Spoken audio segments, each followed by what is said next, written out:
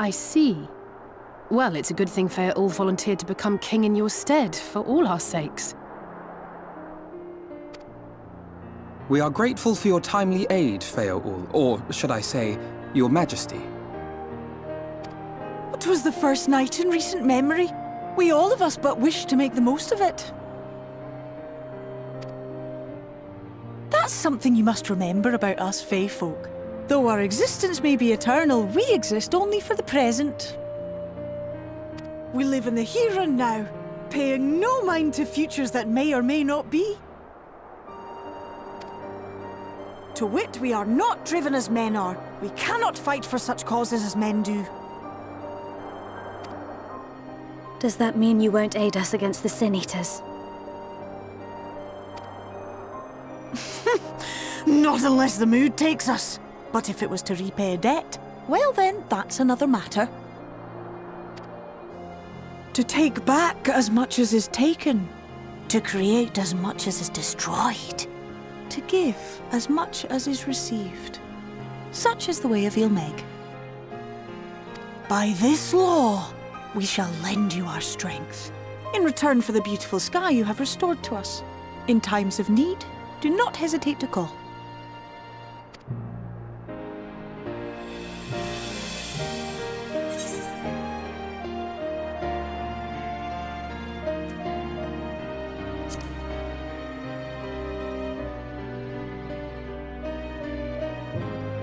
Silly sapling. I shall remain at your side. Even should my body be in the castle, 'tis a simple thing to have a little part of me accompany you. Treat them as you would your Isnefis.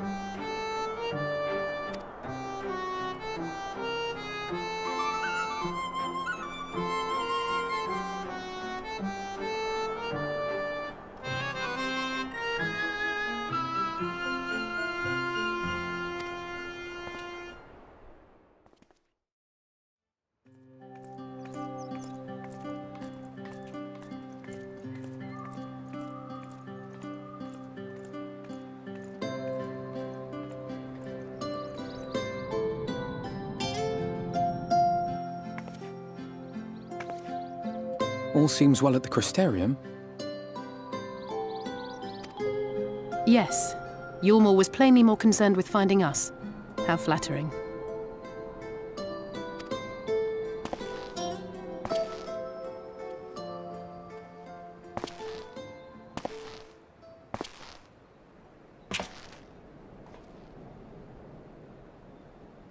You certainly took your time.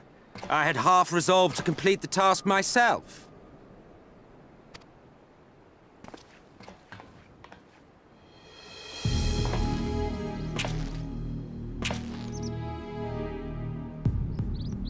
And you are...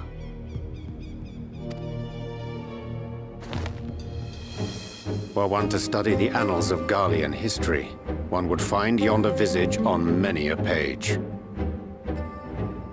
Though by rights its youth should long since have faded. Well, well, we have a historian in our midst. That spares me a lengthy explanation. I am Solus Sos Galvus, founding father of the Garlean Empire, and under various guises, the architect of myriad other imperially inclined nations. As for my true identity...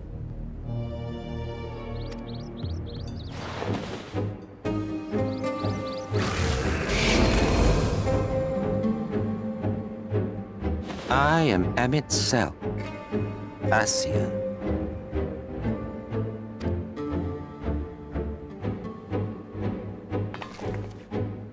Gaius spoke of you. A native of the Source. Equal in rank to La Habrea. And you came all this way just to introduce yourself to us? Behold the sky, restored to its former glory. Have you ever seen a more affecting spectacle? Oh, it is truly, deeply... infuriating.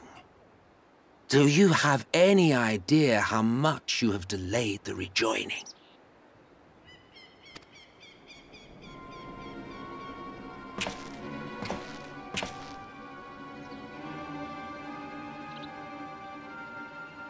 Following the flood, the First had been listing ever further towards the light, towards stasis. The end was in sight. Enter man and his indomitable spirit. He would haul the world back from the brink. And adding his lumpen weight to the power of growth, he duly tipped the scales, if only by a fraction. Yet a fraction was enough to spoil the perfect imbalance needed to bring about a rejoining. Had mankind continued to live in idleness under Vorthri's rule, all the conditions would have been met.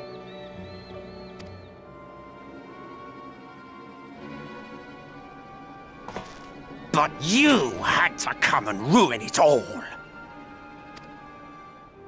Thanks to your meddling, light supremacy is in doubt, and our painstakingly laid plans are in tatters! Well, I should begin by thanking you for confirming Urianger's theories on the inner workings of the Calamity. He will be most pleased. As for what happens next, might I suggest you admit defeat and walk away? Happy to let me go, are you? Because the murderous glint in your eye suggests otherwise. Indeed, it is enough to make me think better of confronting you alone. Look, it did cross my mind to simply side with Vorthri and kill you all. But that's no different from what La Habrea did. And we all know how well that ended for him. And so, while it is liable to be troublesome, I have settled upon a different approach.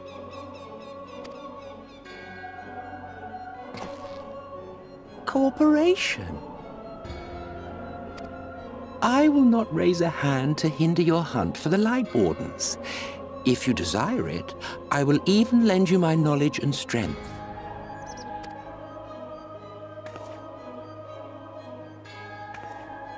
Since time immemorial, you and yours have labored to rejoin the 13 shards, at the cost of countless lives. Do you expect us to believe that your objective has suddenly changed? Nay, our objective is the same as it ever was. Though I dare say, you do not know our motive. A war waged without knowledge of the enemy is no war. It is mere bloodletting. Just once, might we not seek to find common ground?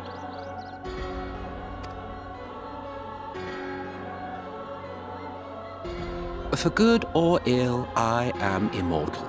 Provided I have the inclination, I can always begin anew, scheme and conspire to my heart's content. But this time I thought that I might instead try to see eye to eye, to understand what drives the hero of the source, to determine if our goals are truly incompatible. So come, shed your preconceptions. See beyond the unscrupulous villains you take us for.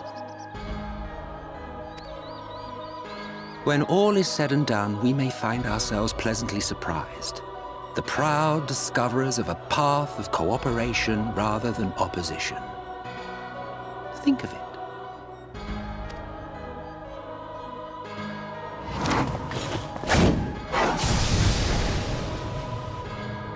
Thou hast delivered thy proposal, and we would not dismiss it outright. If I may offer thee counsel, however, to make thy case via an illusion reflecteth poorly upon thy sincerity.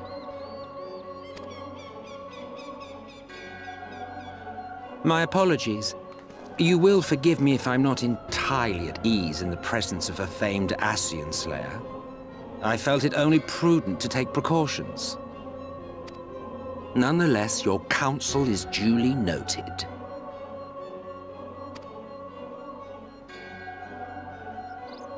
I take my leave, friends. Rest assured, we shall meet again soon.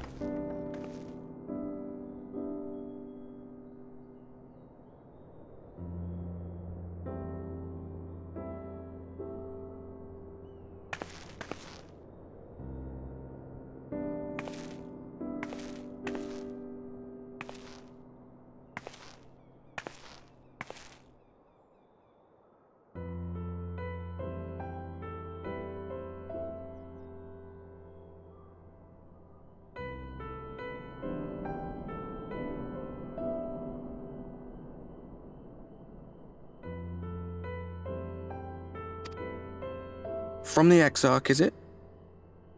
With that mirror of his, he can watch your every move, you know. He'll probably think you're talking to yourself.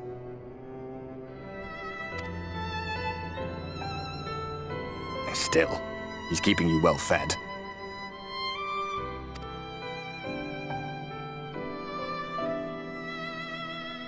Judging by his people's faith in him, he seems to be a decent sort. But so much about him remains shrouded in mystery. Like, what was he doing back in my day? There was no such person when I was around. A lot's happened since the Flood, though. Since I was set adrift. I know little more than you do of this city's history in the Exarch's past. Not that it matters. It's Emmett Selk we should be concerned about.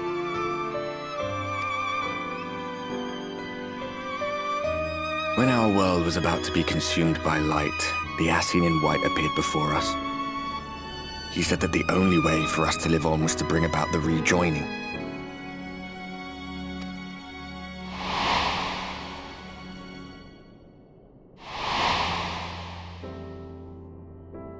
Desperate as we were, we heeded his words, not realizing that the Flood was of the Ascian's own making. They cannot be trusted. None of them. But Emmett Selk had one thing right. One should not fight blindly. That's what we did. And it cost us everything we held dear.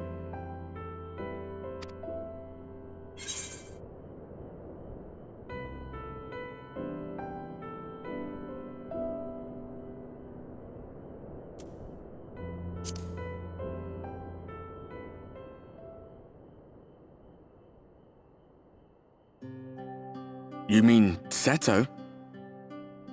Well, that's... I suppose you're right.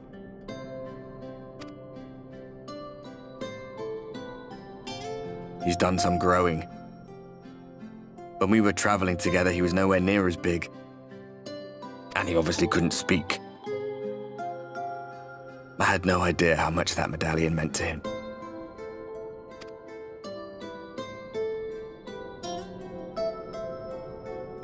What about you, anyway? You must have a friend like Seto. Chocobo, perhaps? Come on, you tell me something for a change.